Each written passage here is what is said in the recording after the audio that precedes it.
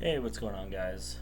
Just wanted to dive into a couple other topics on FUBO that kind of key areas it seems like they're focusing in on lately. So I'll just kind of dive into those a little bit today. See if you guys have any thoughts. As always, this is not financial advice. Please do your own research and due diligence. Yeah, we'll kind of jump into it here. The stock itself really isn't doing a whole lot lately. There's a lot going on in the broader markets that's kind of keeping it lower. So I'd kind of expect it to trade in this 220 to 240 range before we see it kind of drive back up for earnings, which are expected sometime in November. But there's still some of these nice little peaks and valleys that you can trade. If you look up the account Down Badly, shout out to Down Badly. I'm not sure his actual name, but he's really good with the technical analysis side of FUBO. So he's definitely one who can kind of help you trade some of these peaks and valleys a little bit. He's been pretty spot on so far. So he's definitely a good account you can look up to kind of get some more advice on the technical aspect as well as the fundamental.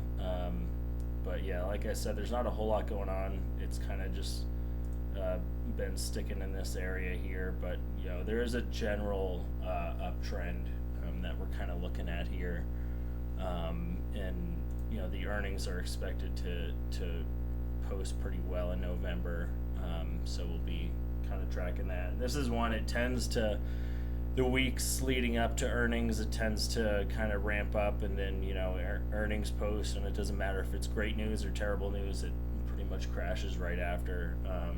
So until they kind of break this cycle, that's probably how I'll be playing FUBO.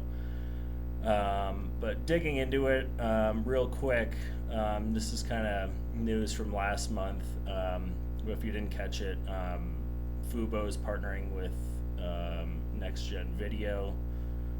Next Gen Media Solution Keyframe is the product. It's essentially, and I think this is good because a lot of the complaints we've seen on FUBO compared to some of their competitors are that their streaming quality is pretty low.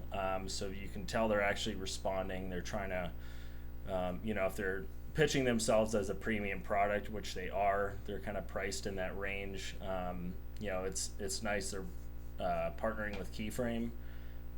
It's supposed to enhance video quality, reduce both bitrate and buffering, and also it's supposed to reduce some of the overhead costs for FUBO. They don't really give a whole lot beyond that, but I think if this works well, obviously it's kind of a win across the board. I'm not sure as far as implementation and everything like that.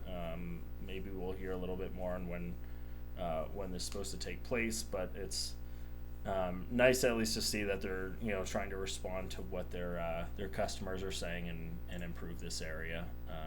That's kind of all I had on that. If any comments or additional information, feel free to comment on it. But one thing I'm going to kind of dig into this. In the last video, I went into the Google Trends a little bit, which we've seen kind of trending up.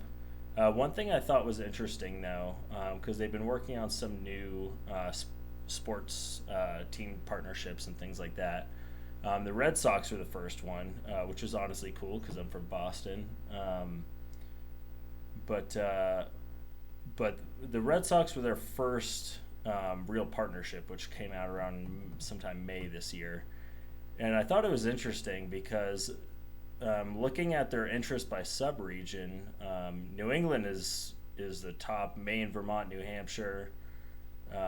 Their top three states, are all part of that Boston, with all the Boston sports teams. So I'm not sure if there's some other reasoning behind why that is, but if that, originally their kind of interest was in that region, that's why they decided to focus on the Red Sox, and now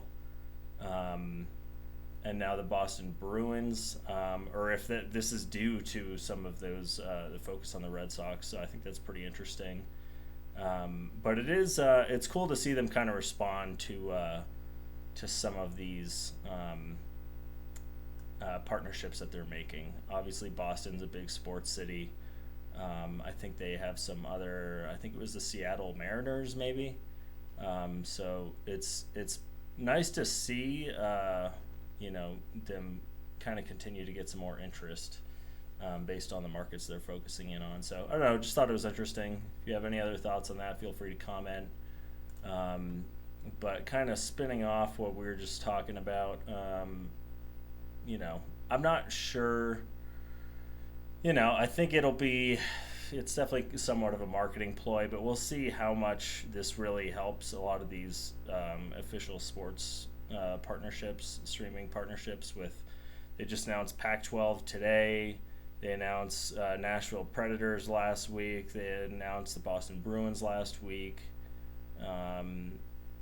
So it's hard to tell how much this is really going to help. I think it's really just some ad space in the actual arena there, and then they're giving I think if you're a season ticket holder, you get a month free subscription, and just for any other fans, I think it's like a 2-week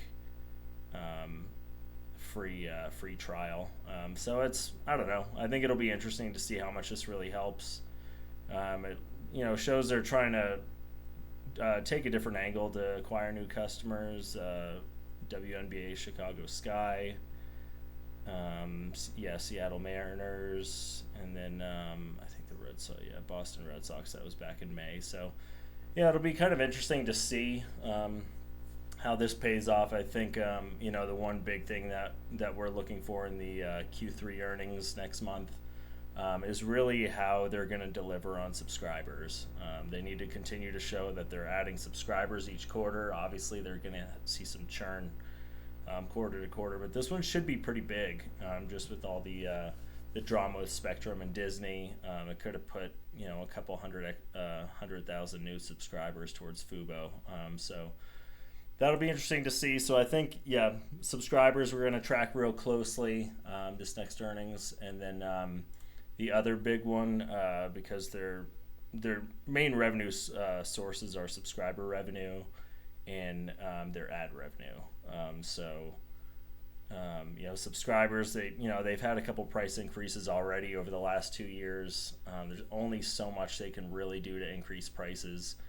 I think obviously playing around more with their product mix and getting people into more expensive plans, that's a way to increase their ARPU, but then their ad revenue, which we're really going to have to look at pretty closely. Back for Q2, they were showing 22.8 million in the second quarter.